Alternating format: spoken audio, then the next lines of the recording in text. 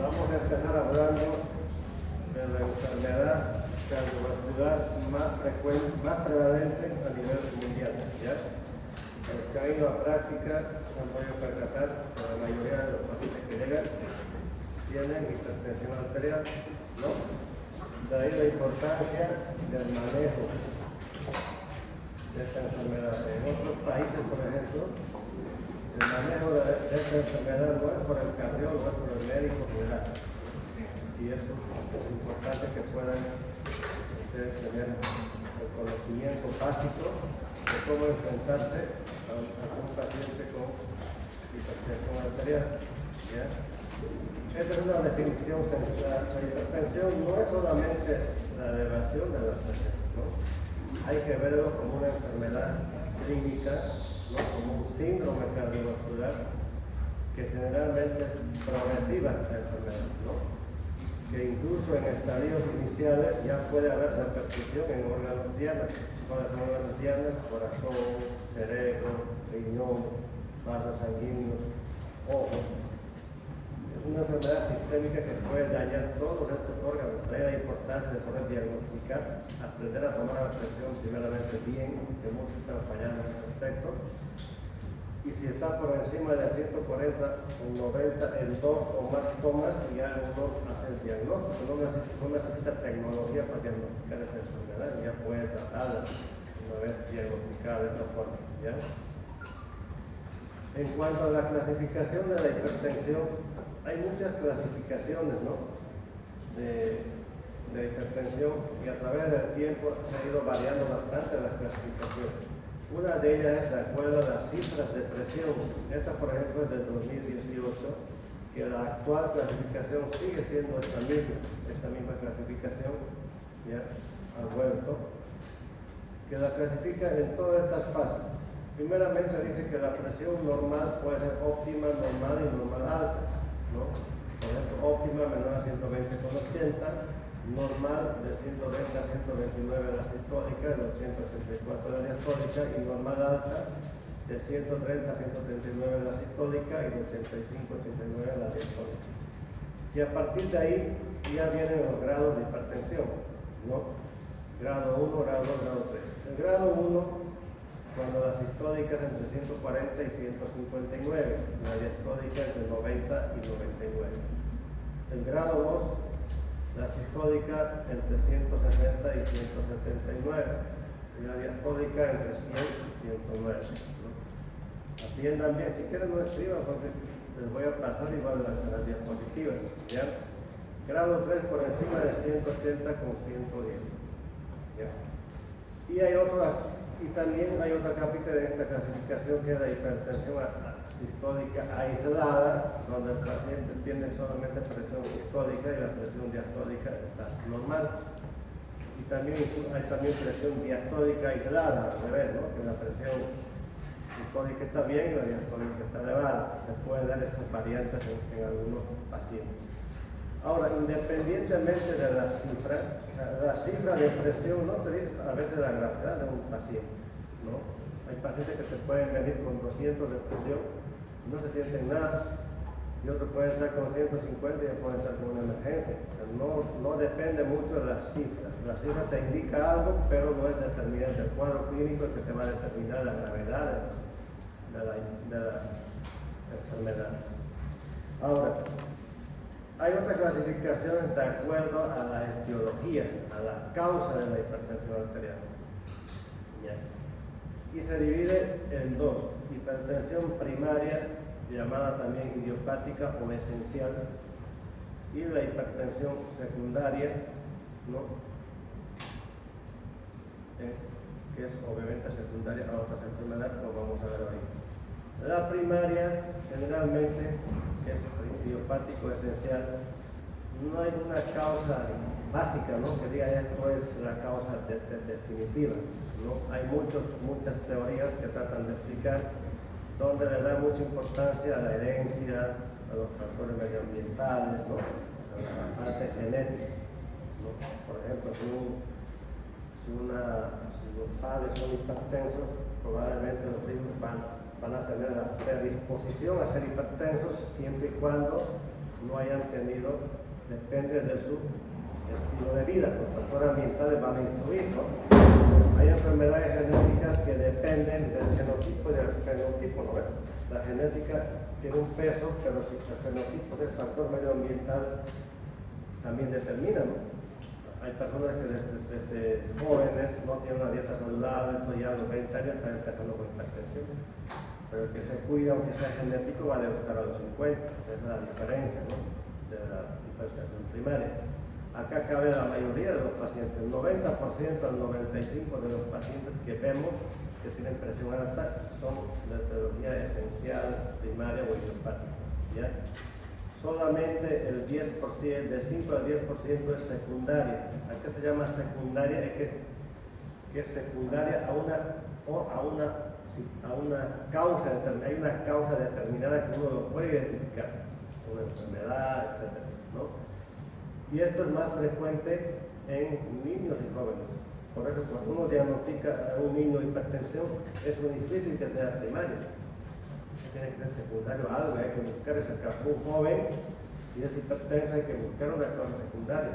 Ahora en un adulto más probable que sea esencial, pero en un joven, un niño no, más probable que sea secundaria. Ahora no es normal de un hipertenso a edades tempranas, ¿ya? Es más frecuente obviamente en obesos la hipertensión secundaria.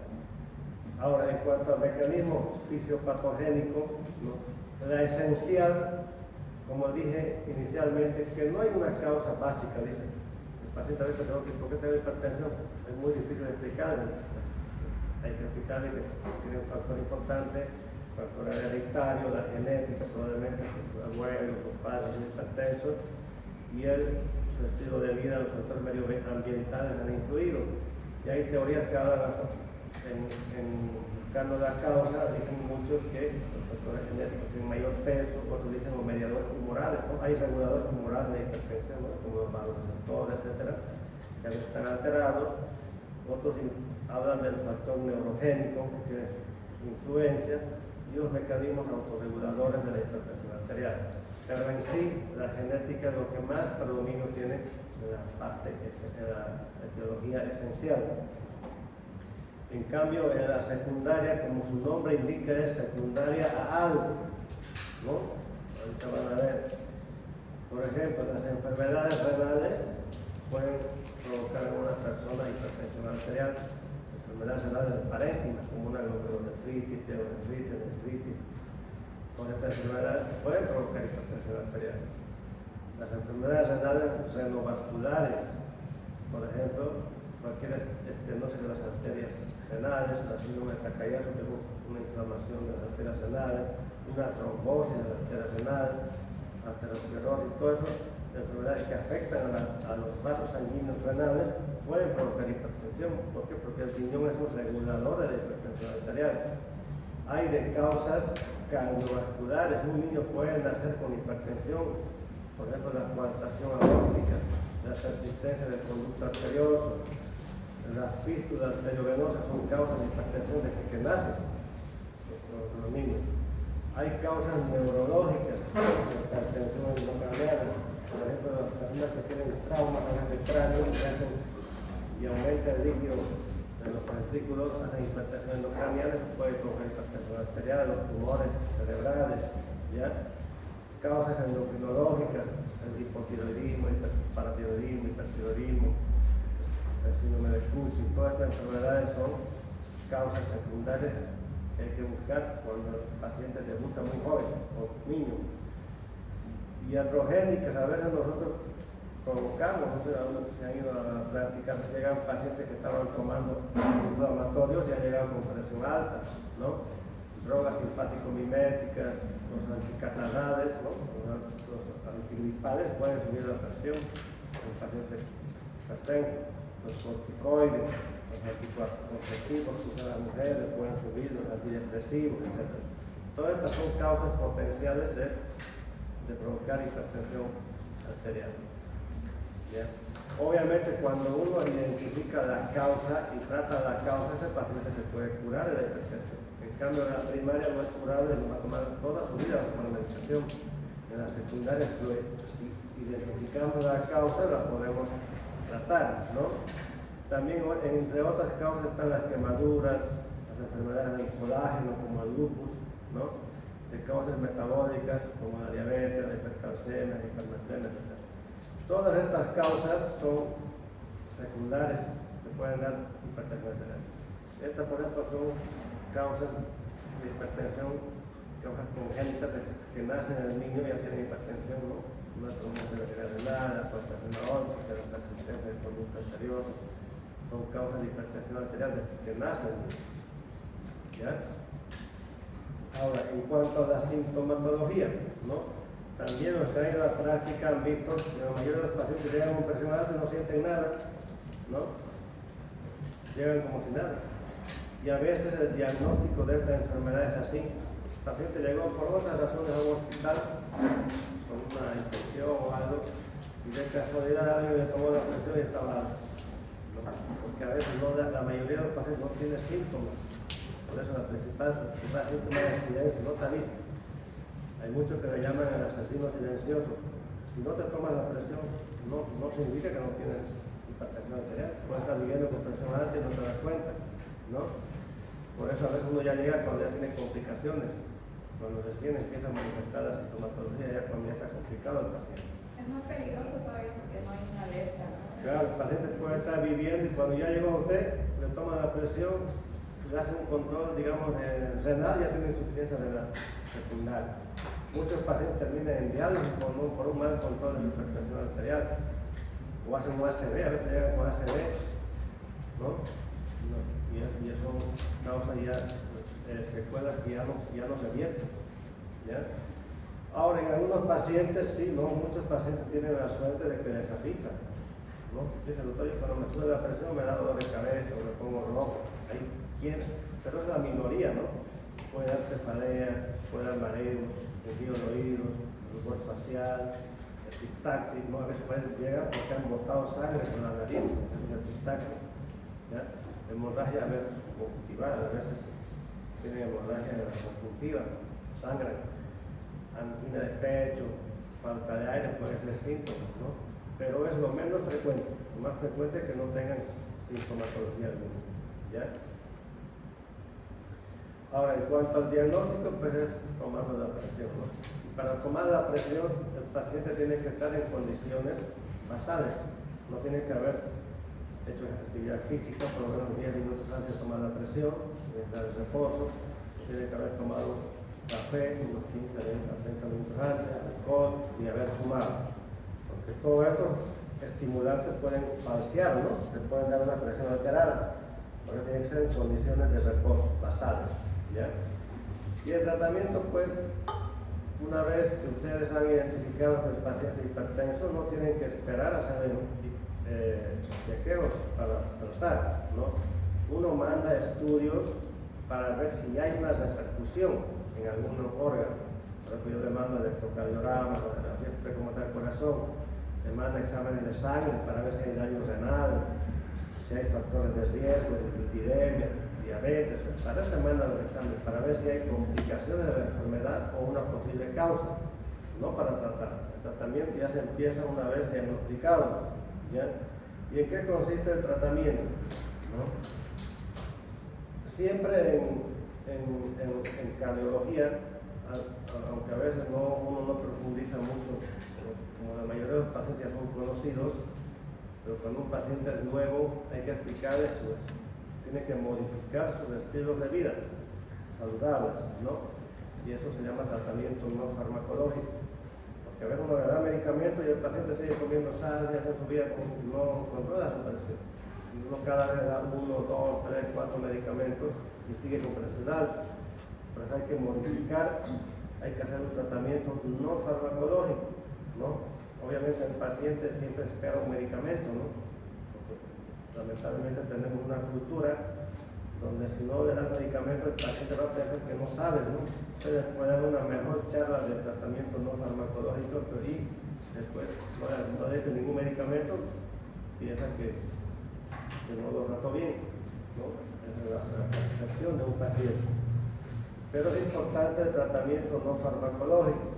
Ustedes tienen que, ¿por qué? Porque el objetivo de la enfermedad no solamente es bajar la cifra de presión, sino que vivas el mayor porcentaje de su vida con presión normal para evitar las complicaciones a corto y a largo plazo. Por eso, lo más importante como médico general cuando ustedes trabajen es primeramente hacer una pesquisa de su población, modificar, esto depende mucho de las políticas de Estado, los estilos de vida para que el paciente llegue primeramente a ser hipertenso. Eso es el tratamiento preventivo, ¿no? Ya cuando hay hipertensión ya trata la enfermedad y cuando ya tiene alguna complicación ya es un tratamiento rehabilitador, ¿ya? Pero en todos estos procesos de tratamiento, lo fundamental es modificar los modos y estilos de vida en el paciente, independientemente del tratamiento farmacológico oral, hay que modificar su forma de vivir, y eso es difícil, ¿no? No todos los pacientes hacen una vida saludable, es muy difícil modificar cosas que ya lo tenían de toda su vida.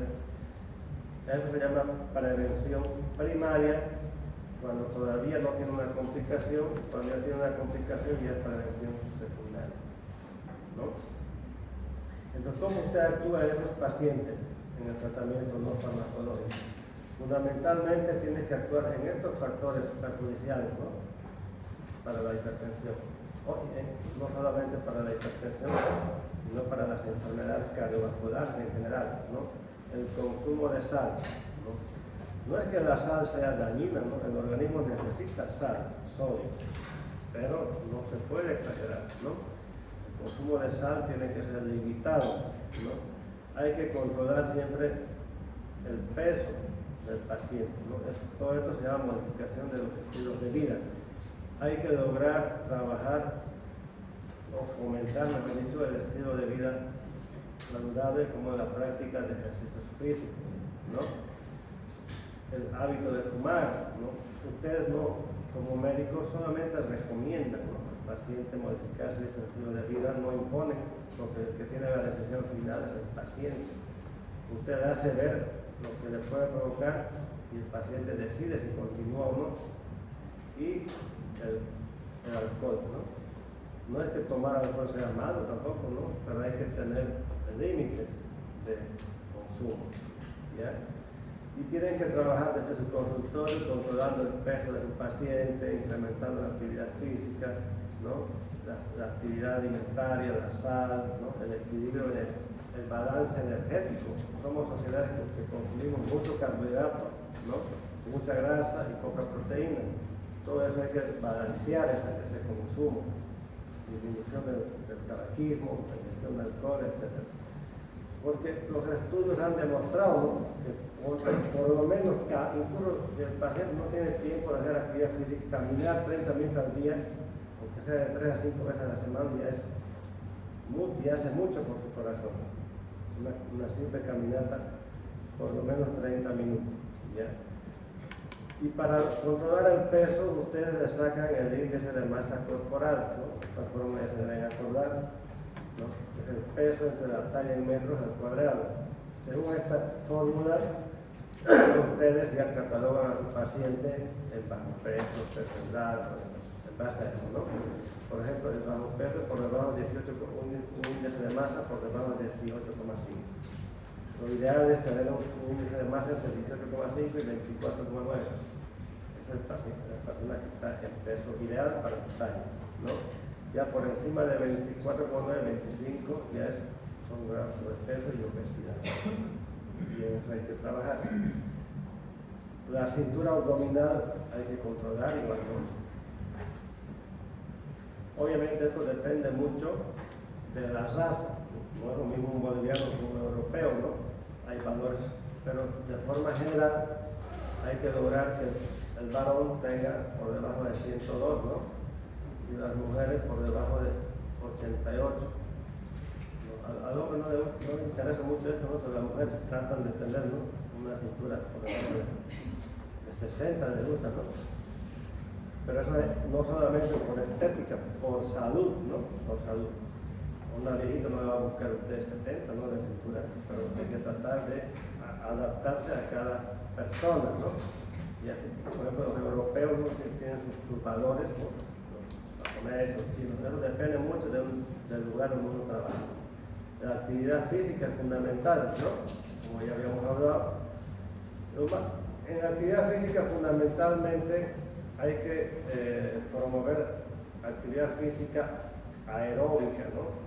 Es lo que le llaman cardiovascular, ¿no? Ejercicios aeróbicos con consumo de oxígeno. Por ejemplo, las pesas son ejercicios anaeróbicos. No es que no pueden ser pesas, se puede hacer, pero la mayoría tiene que ser aeróbicos. ¿Ya? Caminar, correr, trotar, nadar, todos son ejercicios aeróbicos. En el gimnasio le llaman cardiovascular, ¿no? Esas cosas tienen que fomentar.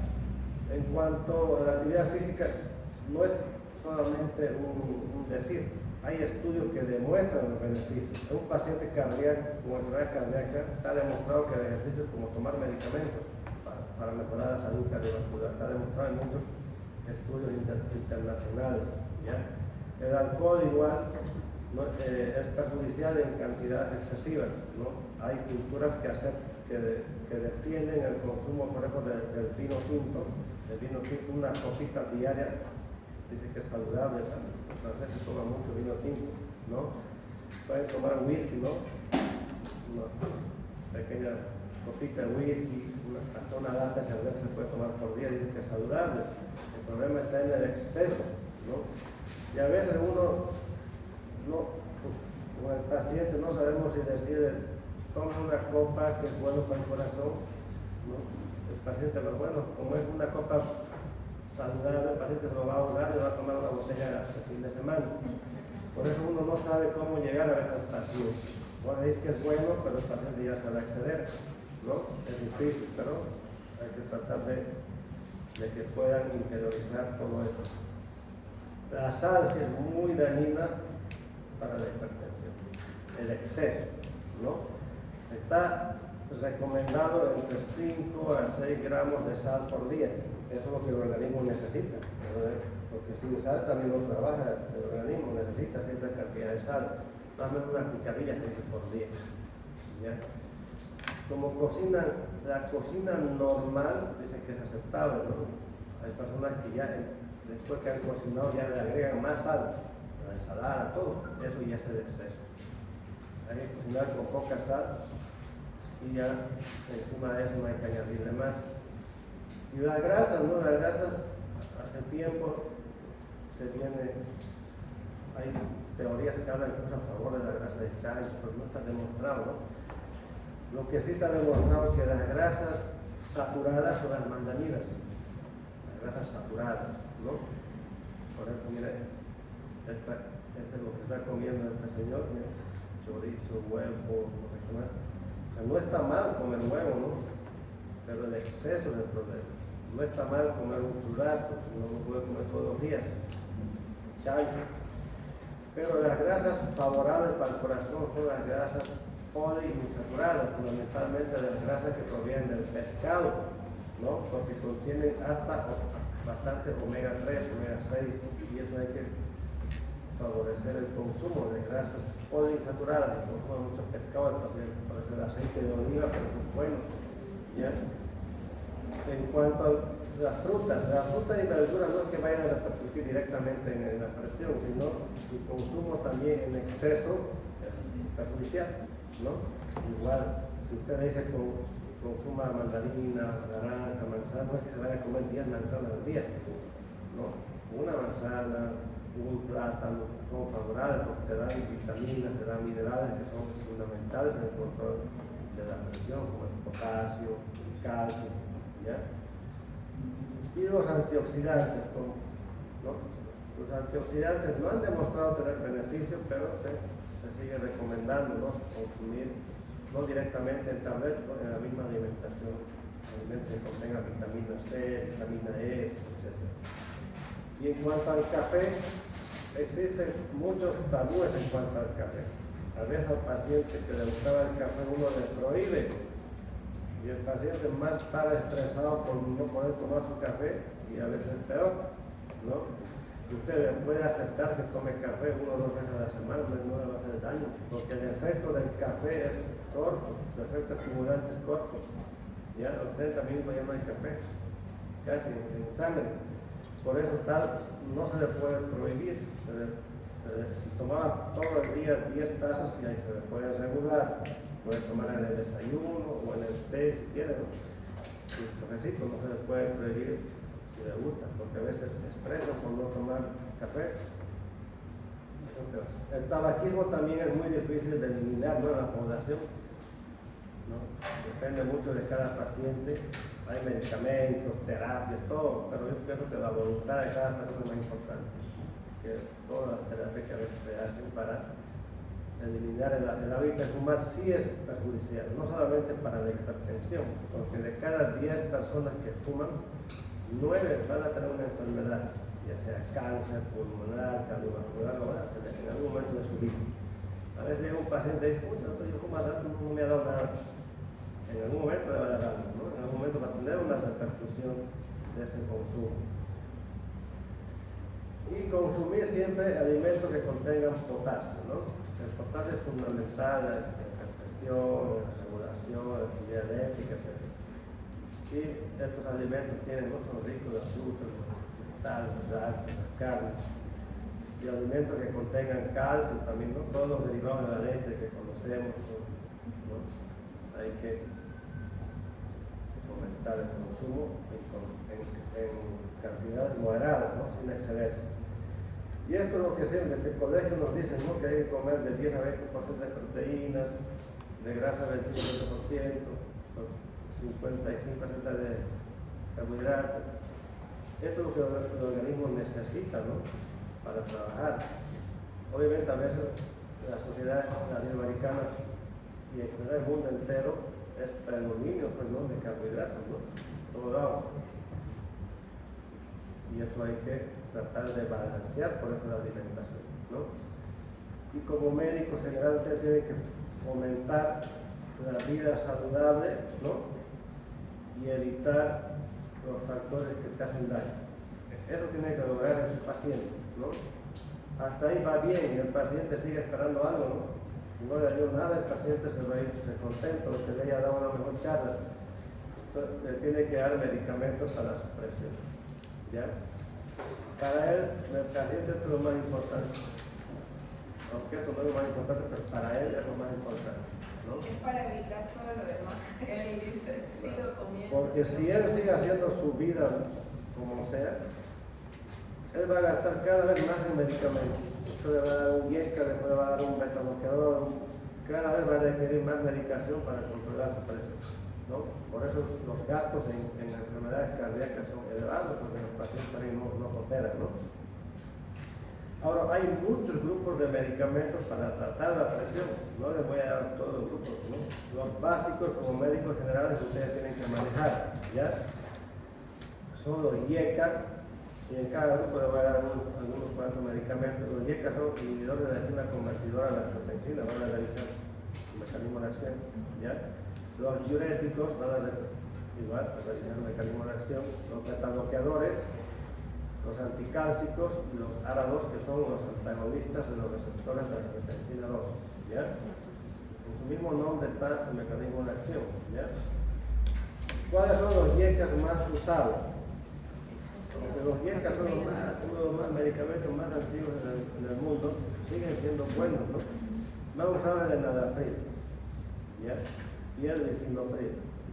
Y también, aunque sea de cada grupo de 1 o 2 medicamentos, apréndanse sus dosis mínimas y sus dosis máximas. Eso es importante. Si usted no porque le dé mucho Nalapril le va a controlar su presión. Si se rebasó la dosis máxima, igual aunque le dé el doble de la dosis máxima, no es el mismo efecto, ¿ya? Más bien, si se pasa la dosis máxima, puede favorecer la aparición de efectos secundarios, ¿ya? Por ejemplo, el Nalapril es de 50 a 40 miligramos por día, dosis máxima. Y hay que dividirla en 2 veces al día. Si le da una sola vez al día, a veces no es suficiente, tiene que dividir en 2 veces al día, ¿ya?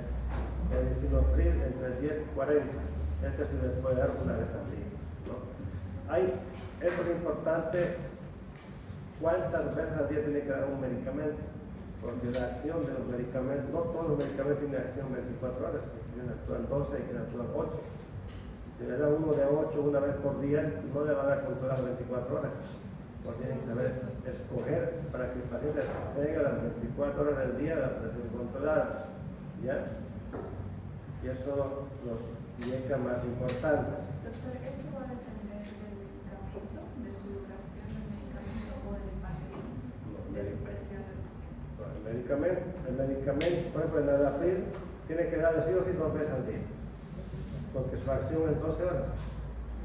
Si usted le dio a las 8 de la mañana, a las 8 de la noche ya no hay el Nadafil en sangre y la va a empezar a subir en la noche su presión. Porque he escuchado decir a farmacéuticos que si sigue su presión por decir 150, se toma otra. Si no ha llegado a la dosis máxima, sí. Por ejemplo, si ya llegó a 40 y sigue alto, ya no puede tomar el mismo. O le cambia otro medicamento o le aumenta una segunda droga. Doctor, por ejemplo, en la práctica que fuimos con usted, había un paciente que era hipertenso y también tenía insuficiencia renal atrial y pedimos 5 al día. Eso. Está bien, porque era 20. Seguramente tomaba 20 y la dosis máxima es de 90 hasta 100 miligramos. Está bien. Usted puede llegar hasta la dosis máxima sin miedo, ¿no? Pero ya no se puede pasar de la dosis máxima. No por llegar, no por pasar, porque esos son nuestros estudios, los medicamentos pues son estudios científicos, ¿no ves? Que son años de estudios que te dicen que su tiempo de vida en útil es tantas horas, igual que los antibióticos. Todo antibiótico, si es cada 8 horas antibiótico, no le puede dar una vez al día, no le va a hacer efecto, es lo mismo. Todos los medicamentos tienen su tiempo de vida medio. Si no trata las 24 horas, no trata el mismo. Todos los medicamentos son así, antibióticos, cualquier cosa, tienen cada presentación y su dosis, su frecuencia diaria. Y los antihipertensivos son igual, ¿ya? Tienen que tener dosis mínima y dosis máxima. Los diuréticos. Hay varios tipos de diuréticos, no van a revisar su mecanismo de acción. El más usado en nuestro medio es la hidroclorotiazida, ¿ya? Cuya dosis mínima es 12,5 hasta 50. Una vez por día. A veces yo la hidroclorotiazida no es difícil pasar de 25 miligramos, pues uno de los efectos secundarios que tiene es que les hace dar calambre en los pies porque hace perder potasio. A veces no se puede llegar a la dosis máxima, ¿no? Generalmente llego hasta la mitad. Y a veces hay que asociarlo a aminoridis. El aminoridis es otro diurético que es un ahorrador de potasio, ¿no? Otro diurético que se utiliza mucho es la espironolactona, de 25 hasta 100 miligramos, ¿no? 2 o 3 veces por día, ¿ya? La furosemida ya no se lo concibe como un antihipertensivo, ¿no? La furosemida es un diurético de asa, generalmente para cuando hay congestión o cuando el paciente ya tiene repercusión renal, ahí sí ayuda a la presión. Pero como tratamiento estándar de la hipertensión arterial ya no se usa. A veces las emergencias abusan mucho de la furosemida. Hay hipertensos mucho, furosemida en menos. Eso ya no está indicado ya en las últimas guías. La furosemida no se considera un antihipertensivo inicial, salvo que ya tenga una insuficiencia renal. Los betabloqueadores, ¿no? Como su nombre diga, bloquean los receptores beta, ¿no? Estos betabloqueadores, los más usados en nuestro medio son el atenolol, el carvedilol. El carvedilol no solamente es betabloqueador, también es alfa bloqueador, es alfa betabloqueador. El metoprolol y el bisoprolol, ¿no? Ahí.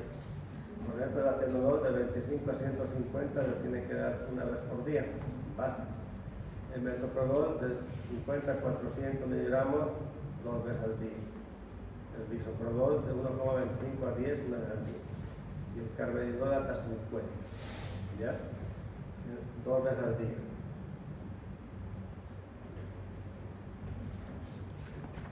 Anticálcicos.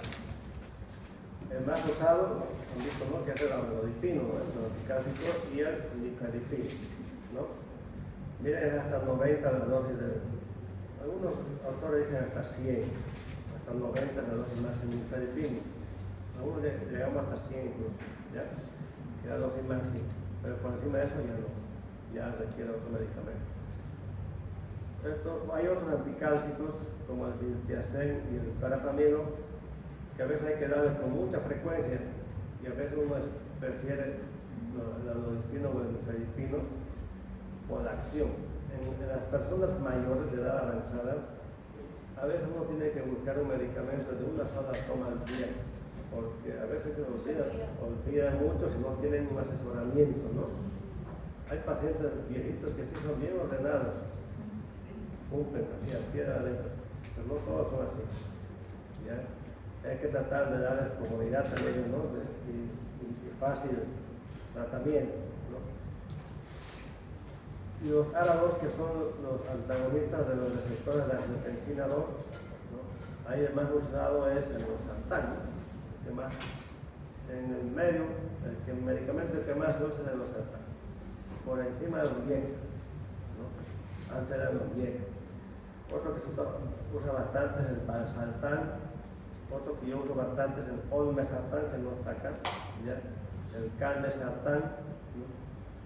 La ventaja de los otros ARA2 en comparación de los sartanes es que se puede tomar una vez al día, en cambio de los sartanes hay que dar 2 veces al día, ¿ya? Ahí están sus dosis mínimas y sus dosis máximas. Incluso las guías actuales, antes por ejemplo las guías decían hay que empezar con un medicamento, dosis mínima y hay que ir aumentando poco a poco y después hay que ver un medicamento. Hoy en día las guías dicen que empiece directamente con 2 medicamentos, ¿no? Y la presión es por ejemplo grado 2 o grado 3, empiece directamente con 2 medicamentos. Combine, puede combinar un IECA con un anticálcico o un ARA2 con un anticálcico. Lo que no se puede combinar es IECA con ARA2. Está contraindicado porque hacen casi lo mismo. Así puede comprar IECA con cualquiera, puede combinar anticálcico con cualquiera. IECA con cualquiera menos ARA2, ¿no? ARA2 con cualquiera menos con IECA. Y así puede empezar su tratamiento, obviamente en dependencia de las cifras de presión, ¿no? Hay pacientes que están en grado 1, puede que empiecen con un medicamento. Y obviamente el tratamiento con el que ustedes escojan, pueden escoger cualquiera para empezar, ¿no? Tienen que hacer seguimiento, ¿no? Porque usted le puso este medicamento y el paciente va a perder un año o va a volver. Porque usted le dio tratamiento y no sabe si ese tratamiento le va a controlar. No sabe, porque no sabe cómo va a responder cada paciente a un medicamento, ¿ya? La respuesta es variable, cada quien responde, hay quienes responden a un medicamento, otros responden a otro. Por eso hay que volver a citar a la semana, al mes, para ver cómo está yendo el tratamiento, ¿no? Y en dependencia de eso sigue modificando o mantiene el tratamiento, ¿ya?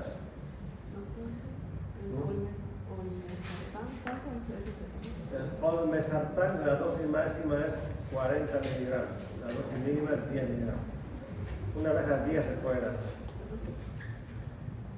Ahora, como les dije, ustedes pueden empezar con cualquier droga, porque a veces pueden estar en el campo, no tienen que estar buscando, a veces tienen que empezar con lo que hay en su medio, ¿no?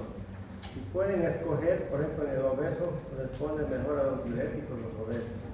Los jóvenes varones responden mejor a los IECA, las mujeres postmenopáusicas responden bien a los anticálcicos, a los diuréticos, las premenopáusicas a los IECA, la sanera mejor a los anticálcicos, en el adulto mayor responden mejor a los anticálcicos, a los diuréticos. Es una guía, no una regla, ¿no? Que tiene que ser siempre así. Pueden empezar con cualquiera, ¿no? Con el que tengan en su medio. ¿Con qué objetivo? Con mantener la presión por debajo de 140/90 durante la mayor parte de su vida, no un día, ¿no? De nada sirve que le un día y en 29 días esté con presión alta. El objetivo es controlar. Lo ideal, menor de 120/80, fundamentalmente en diabéticos, hay que bajar un poquito más. En pacientes renales por debajo de 130/80, pero por lo menos lograr que esté por debajo de 140/90. ¿Ya? Hay pacientes que es difícil, a veces uno no sabe si porque el medicamento no le hace bien o su estilo de vida está mal y se vuelven a ver refractarios, rebeldes al tratamiento, ¿no? Porque si no tratamos bien la presión, después vienen las complicaciones. Hay complicaciones agudas, que son las crisis hipertensivas, eso van a revisar como estudio independiente. Las crisis hipertensivas son las urgencias y las emergencias hipertensivas, ¿no? Las urgencias se tratan por vía oral, las emergencias por vía endovenosa, eso lo van a revisar, ¿ya? Ya no se utiliza mucho en la crisis hipertensiva los medicamentos sublinguales, van a ver, voy a pasar unas guías, pero muchas veces siguen usando, ¿no? Por ejemplo, el nifedipino sublingual está contraindicado. Lo que pasa es que siguen utilizando captopril porque no lo han contraindicado, pero ya tampoco está recomendado, ¿ya? Por eso, cuando un paciente llega con hipertensión aguda, hay que identificar si es emergencia, si es urgencia. Si es emergencia, se tiene que internar terápico. Si es urgencia, lo puede manejar ambulatoriamente, ¿ya? Porque la urgencia tiene repercusión en órganos, la emergencia tiene repercusión en órganos diáneos, la urgencia no hay peligro de vida en la urgencia. Por eso hay que tratar bien la hipertensión, porque si no, con el pasar del tiempo, si no, va a haber complicaciones en órganos diáneos, corazón, se va a hipertrofiar, va a haber ACV, va a haber infarto, ¿no? Va a haber calefacción. ¿Por qué? Por un mal manejo de la hipertensión arterial. ¿Está bien? Bueno, hasta aquí la clase de hoy. Nos vemos. Practiquen toma de presión, ya están fallando mucho las tomas de presión.